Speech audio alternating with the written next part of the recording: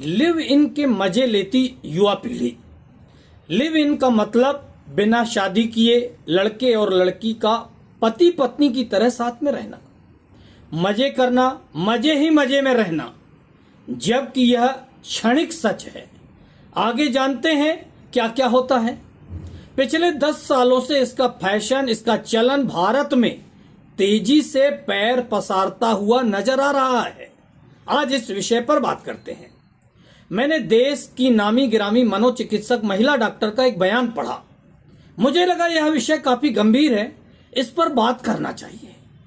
पहले महानगरों, अब ग्रामीण अंचलों तक में लिव इन में रहने वाले लोग देखे जा सकते हैं।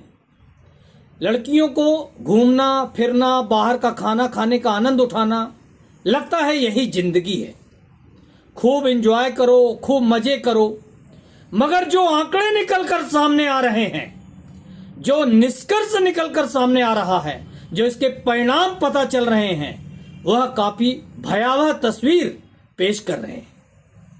एनसीआरबी की 2022 की एक रिपोर्ट के अनुसार लिव इन रिलेशन में रहने वाले लोगों में 70% से अधिक मामलों में महिला पक्ष को हिंसा यानी मारपीट का शिकार होना पड़ा है। इतना ही नहीं, 70% से अधिक महिलाओं को मिला है धोखा। 2023-24 की एक रिपोर्ट में बताया गया है कि लिव इन में रिश्ते टूटने के बाद महिलाओं की हत्या कर दी गई है, या फिर यह महिलाएं आत्महत्या के लिए मजबूर हुई हैं। पुरुष भी अपने बारे में सुन ले। लिव इन के रिश्ते टूटते ही महिलाएं कर देती हैं बलात्कार की रिपोर्ट। कुछ महिलाएं हिंसा और अन्य मामले भी दर्ज करा देती हैं, धमकी, जान से मारना वगैरह वगैरह। फिर शुरू होती है लंबी कानूनी लड़ाई। कई पुरुष नशे करने के आदी बन जाते हैं, कई पुरुष अपराधी बन जाते हैं, कई पुरुष आत्महत्या कर लेते हैं। पुरुषों के बढ़ते आत्महत्या के प्रकरणों पर चर्चाएं कुछ कम ही होती हैं। एनसीआरबी 2022 के डाटा के अनुसार सुसाइड बाय रिलेशनशिप इश्यूज के मामलों में पुरुषों की संख्या महिलाओं से अधिक दर्ज की गई है। कुछ समझ में आया? महिलाओं से अधिक पुरुषों ने ऐसे मामलों में आत्महत्या की है। अब बात करते हैं मनोचिकित्सक की। इन डॉक्टर महोदया का कहना है कि उनके पास प्रतिदिन 3 ऐसे पेशेंट आते हैं जो लिव इन रिलेशन टूटने के बाद डिप्रेशन में रहते हैं।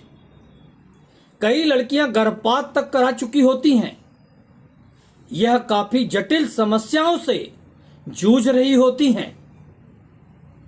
एक अन्य सामाजिक मामलों के जानकार, जागरूक शासकीय डॉक्टर से इस विषय में मेरी विस्तृत बात हुई, काफी डिटेल में चर्चा हुई। उन्होंने बताया जो माता पिता अपने बच्चों को बाहर पढ़ने या जॉब करने के लिए भेज रहे हैं, वह अपने बच्चों को स्वतंत्रता तो दें, मगर स्वच्छंद न होने दें। मतलब बच्चों से बात करें, उनके व्यवहार को समझें, उन्हें इतनी आजादी न दें कि वह लिव इन जैसी जिंदगी जिएं और आप पैसों पर पैसे भेजते रहें। ऐसे मामलों में माता पिता ने जैसे ही पैसे भेजने बंद कर दिए, कई लोग अपराध करने लगते हैं। चोरियां करना, नशे के कारोबार करने वालों से जुड़ जाना वगैरह वगैरह। ऐसे में क्या करना चाहिए पेरेंट्स को? स्कूल कॉलेज की फीस खुद पेरेंट्स जाकर जमा करें, या ऑनलाइन फीस जमा करने की सुविधा लगभग आज हर जगह उपलब्ध है।